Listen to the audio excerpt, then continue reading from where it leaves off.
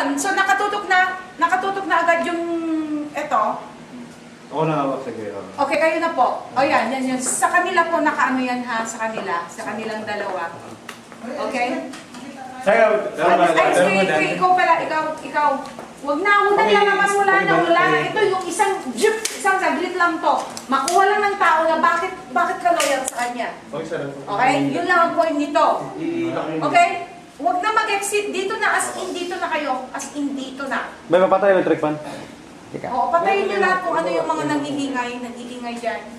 Hanggat wala pang tumatakol, iwasan yung makukuha yung salamin na meron palang tao dun sa salamin. Okay, kaya nandito ako. Okay, good. Walang nakukunan ha, baka mamaya, ito oh. Ano to? Ay, hindi. Sa'yo to, camera mo to eh. Ha? Hindi na. As in, wide na lang ito. Sa kanya? Hindi, ako na po ang wide. Ano natin? Okay, lumapit na kayo. Ma'am, siya nga po pala si Ma'am Jesma. Okay. Magandang gabi po. Wala nang magandang gabi. Wala nang time. As in, ganun lang to. Isang 1 second. Ma'am, siya nga pala si Jesma. Oh. Siya po yung anak ng dating amo ko na taga Mindoro. Kumari mo pala. So, pinagbilin po sa akin na kayo na lang daw pong bahala sa ano na. Ganun ba? That's good. Magkakilala pala kayo. Oh, since ikaw palang dating boss niya, alagaan mo siya, lalo sa mga pictorial niya. Yes, ma'am. Kulang ng ilaw? Wala na bang ilaw to, di ba?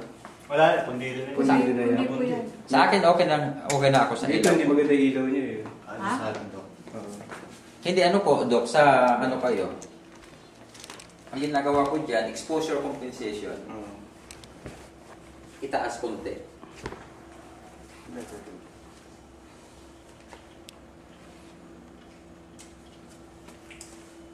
Kasi medyo madilim eh.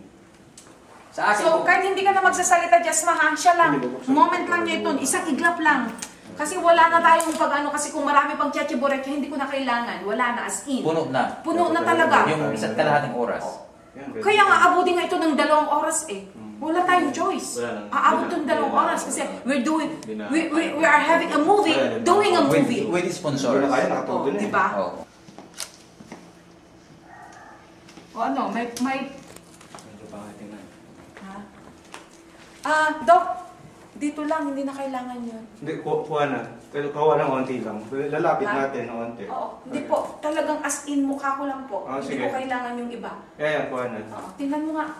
Hindi siya nakuha ng po. Kuya Ed, tingnan mo nga. Hindi kaya na lente. Sa Hindi kaya na lente. Kailangan tututok mo ng malalim. Tama ba? As in, mukha ko lang talaga ang kailangan. Hanggang dito lang, ma'am. Tama. Tingnan. Ang kailangan ko. Tingnan ko masa.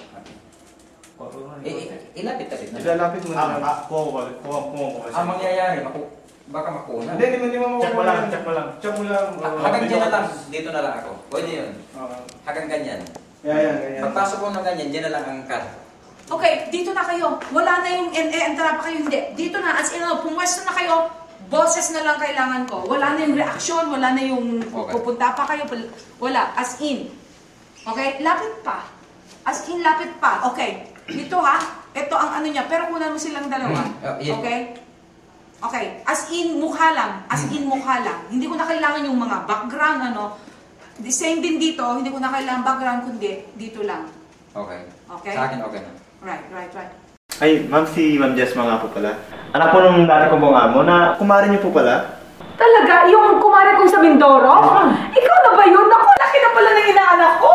Sige nga yan. Uy, ikot. Ay, ang sexy! Naku, ang ganda talaga. Naku, since siya pala ang dati mong amo, ikaw na mag-alaga sa kanya, ha? Lalong-lalo sa kanyang publicities, yung mga photos. Dalhin mo kay Edwin, okay? Edwin Dulfo. Okay? Yes, walang problema, ma'am. Pangako yan. Alagaan mo, ha? Opo, kung bahala dyan.